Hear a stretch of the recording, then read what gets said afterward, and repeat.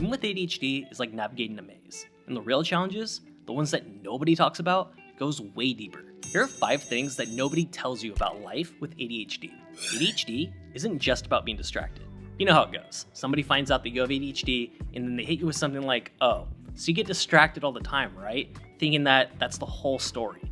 But ADHD isn't just about distraction. I used to believe that stereotype too. But if anything, my brain's not too blank. It's way too full. Take high school, for example. Whenever I had a massive project due, instead of working on it, I somehow ended up in a 3-hour deep dive into the history of sandwiches. I don't know why, but now I can tell you who invented the club sandwich. That's the part people recognize. The distractions, the tangents, the half-finished projects. But the real chaos is the mental struggle that no one sees. It's the endless self-criticism.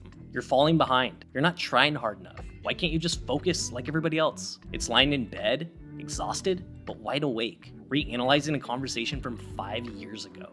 It's knowing exactly what you need to do, but somehow still not doing it. ADHD isn't just about struggling to focus on the wrong things. It's about struggling to focus on the right things. It's trying to complete a simple task while your brain is busy making a to-do list of things you forgot in 2014. But here's what's changed everything for me. I stopped seeing ADHD as just a focus problem, and I started recognizing it as just a different way of thinking. Once I stopped blaming myself and started working with my brain instead of against it, that's when the real change started to happen.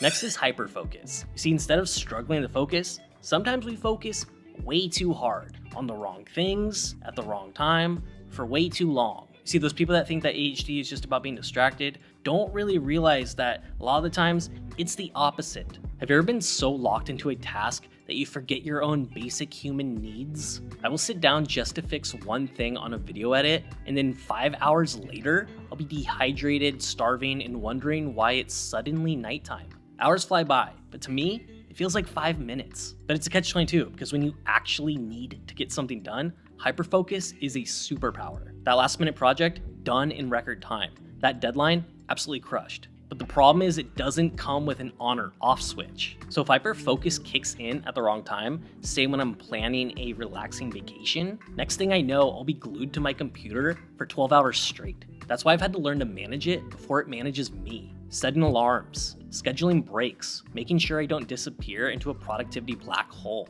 So yeah, hyperfocus is real, but it's both a blessing and a curse. Once you learn how to control it instead of letting it control you, game changer. Next, ADHD affects your relationships in ways you didn't expect. ADHD doesn't just affect how we work, it shapes how we connect with others. And the party trick is most people don't even realize it's happening. I remember the moment it hit me. My girlfriend, who has the patience of a saint, sat me down and said, hey, can we talk? And immediately, my brain went into panic mode. Did I forget something important? Anniversary, birthday? What did I do? My brain just always goes into worst case scenario mode. In my head, I was already mentally checking my calendar, scrolling through old texts, replaying the past 24 hours like a detective in a crime movie. She told me sometimes it feels like I'm talking, but you're not really there. And initially I got kind of defensive, but the more I thought about it, she's right. Sometimes when she's talking, yeah, I'll be thinking, what's my next video idea? Or did I reply to that email? But by the time I've tuned in, I've already missed half the conversation. And it's not just with her, it's with everybody. One minute I'm fully engaged, the next my brain is on a spontaneous field trip to the zoo.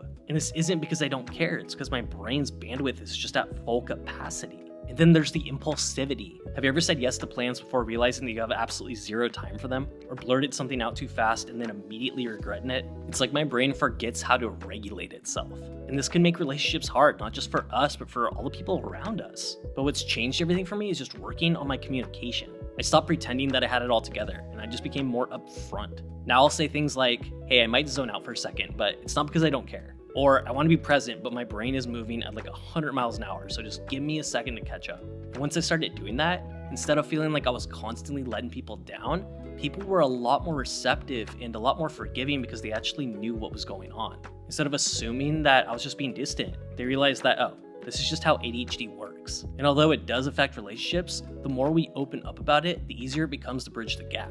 And the people who care about us want to understand. They just need us to let them know. Next is the smallest tasks feel impossible. ADHD doesn't just make focusing difficult. It changes how you experience even the simplest parts of daily life. What seems like a quick, no big deal task for others can feel like an uphill battle when your brain is overloaded. Imagine looking at your to-do list. Answer emails, buy groceries, fold laundry, call mom. Seems manageable, right?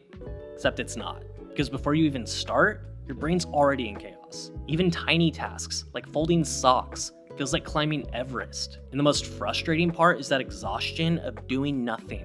When you're constantly 2 steps behind, even thinking about starting feels overwhelming. It's not just doing laundry, it's mentally preparing for it, which somehow drains all of your energy that would allow you to do it in the first place. And the fix for me has just been micro steps. I stopped looking at my to-do list as just one giant impossible thing, and instead I tackle just one small project at a time. I tell myself to just pick up 5 things, or read 1 email, or clean 1 dish. But once I get moving, momentum will kick in and I'll get a lot more done than I expected. So if you're out there overwhelmed by everyday tasks, just know that you're not lazy, your brain just works different, and that small wins do add up. Next is ADHD isn't one size fits all. ADHD isn't one thing, it's a spectrum, and it affects people in different ways. And I didn't fully understand this until I started talking to other people with ADHD. Some people just thrive in chaos, working best under last-minute pressure. But that's not me. I need structure, even if it takes more energy. But neither of us is more ADHD than the other. It just shows up differently. And as I get older, I'm realizing that ADHD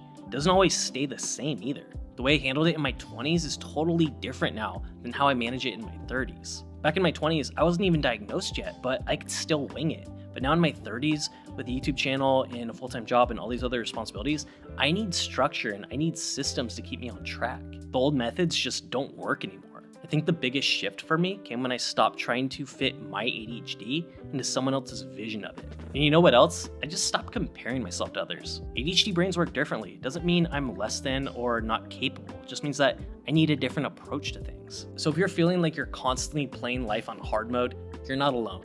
ADHD isn't a flaw, it's just a different operating system. Once you learn how to use it, that's when everything starts to change. If this resonated with you, hit that like button, it really helps my channel. And if you like videos like this, I hope that you'll subscribe so you get new content every single week. Let me know in the comments what's an ADHD struggle that nobody told you about. Thank you for watching, check out this next video coming up, and I will see you in that next video. Later guys.